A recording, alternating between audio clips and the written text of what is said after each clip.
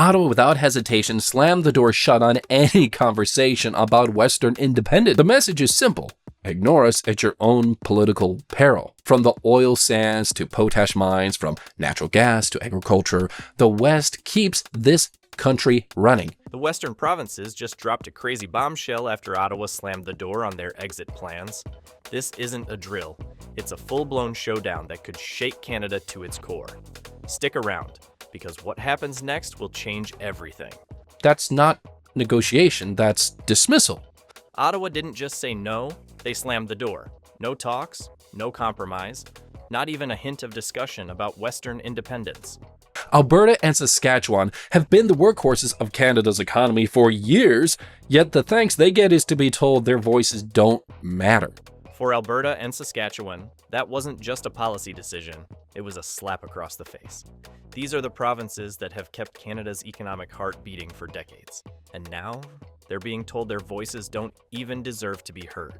And I hope that the federal government takes that seriously. When Ottawa took the mic and flat out denied the even idea of Western independence, they thought it would end the conversation. Really? That's what they thought? But instead, they poured fuel on the fire. And the reaction is explosive. That single move lit up the West like a political wildfire. Separatist sentiment, which was already simmering under the surface, roared back stronger than ever.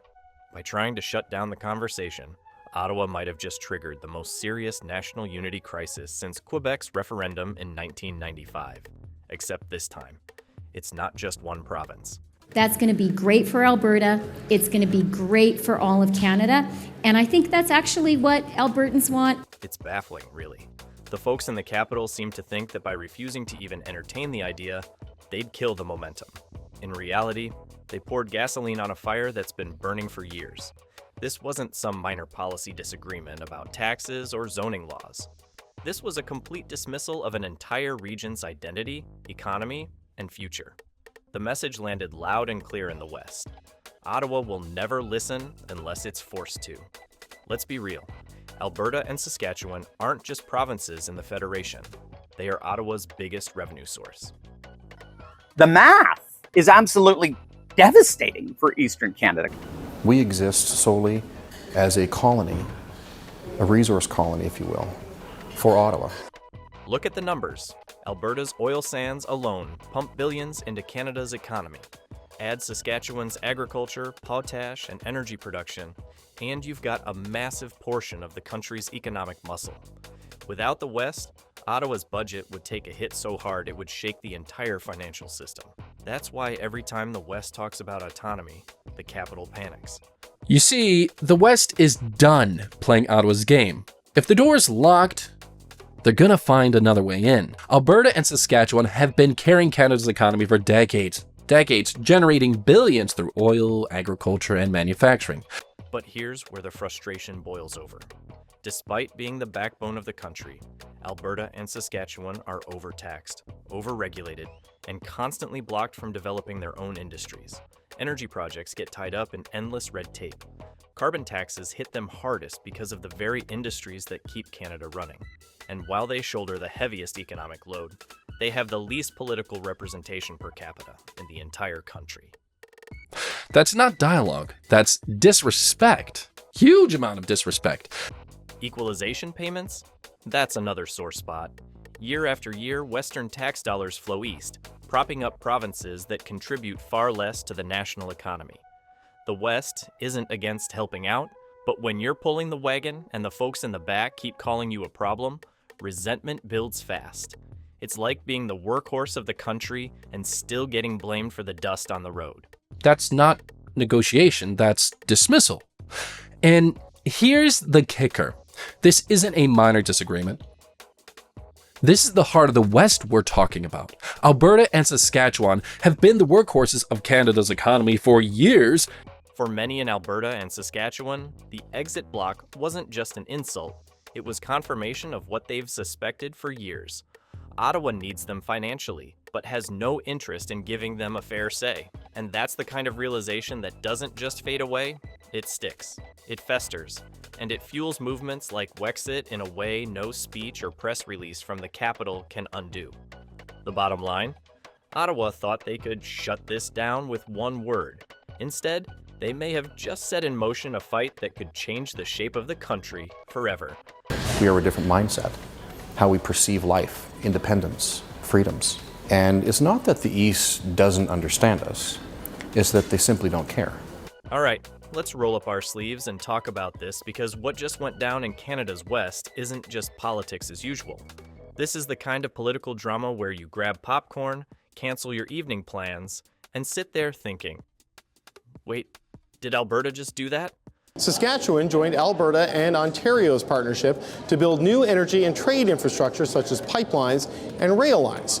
We're going to walk through 4 big moments here. The pipeline veto that set the whole thing on fire, how Wexit went from a punchline to a powerhouse, the West's surprisingly meticulous game plan, and why Ottawa's quietly panicking while pretending they're totally not worried at all. Spoiler, they're worried. The conversations that we have tonight and throughout the Alberta Next engagement process will help to shape the future of our province. Here's the scene.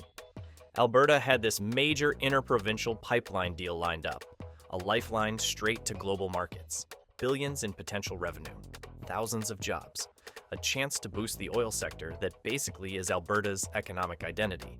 What he's really protecting is Ottawa's revenue stream. I mean, let's be honest here. And then Ottawa, in full parent who says no just to say no mode, slammed the door, vetoed, done.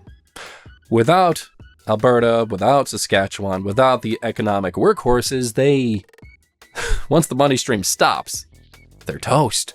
Now, this wasn't just a slap to Alberta. Saskatchewan's farming and manufacturing sectors got caught in the shrapnel too. Energy logistics are like arteries. If you block one, the rest of the body feels it. Saskatchewan farmers rely on fuel costs staying reasonable. Manufacturing needs stable energy routes. Ottawa's move wasn't just a policy decision, it was an economic chokehold. To the West, this felt like economic sabotage. Not incompetence, not oversight. Sabotage. The message? Stay dependent on Ottawa-controlled trade routes or else. They have the resources, they have the people, they have the manpower, and they have the determination to take a stand. Today, Wexit is organized, funded, and strategically plotted. Alberta's leaders have officially put a referendum proposal on the table, a vote to ask citizens if they want full sovereignty. That's not just a protest move. That's the political equivalent of putting divorce papers on the kitchen counter. And Alberta's not standing alone at the courthouse. Saskatchewan is openly discussing autonomy. Interior BC, historically quieter about federal politics, is starting to speak up. So, if Ottawa wants to keep playing hardball, Western leaders are ready to play too. And this time the game won't be played on Ottawa's terms. It'll be on the West's home turf. The wildest part? They're not just yelling into the void. They're consulting constitutional experts. They're making sure every step is legally airtight, designed to chip away at Ottawa's control without giving the feds an excuse to slap them down for being unconstitutional. This isn't a tantrum. This is chess. Here's where it gets juicy. The West isn't going rogue like some cowboy riding off without a map. They have a playbook. If Alberta and Saskatchewan pull this off, Ottawa's financial spreadsheet gets torn in half. Without Western oil, without gas and agriculture exports, Ottawa's big dreams of having money forever vanish. Think about it. Alberta's oil, Saskatchewan's potash and agriculture, the combined energy exports gone from federal control. The East loses its biggest cash cow overnight. Equalization payments? Forget it. The golden goose has moved to its own farm.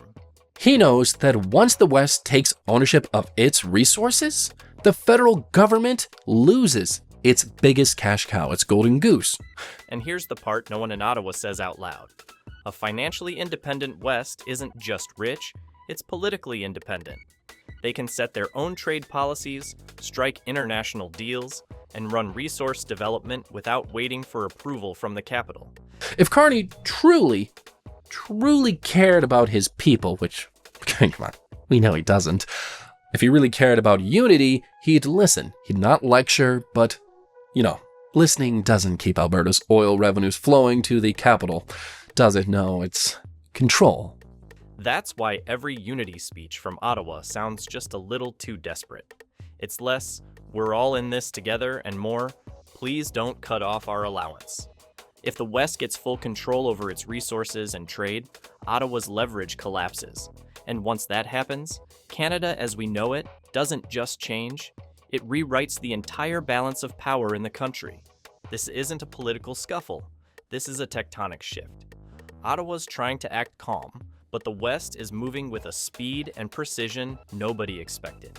And if you think this is going to blow over in a few months, well, you might want to keep that popcorn handy. Because this show, it's just getting started. Like this video and don't forget to subscribe to the channel to get more updates on what's going on inside Canada.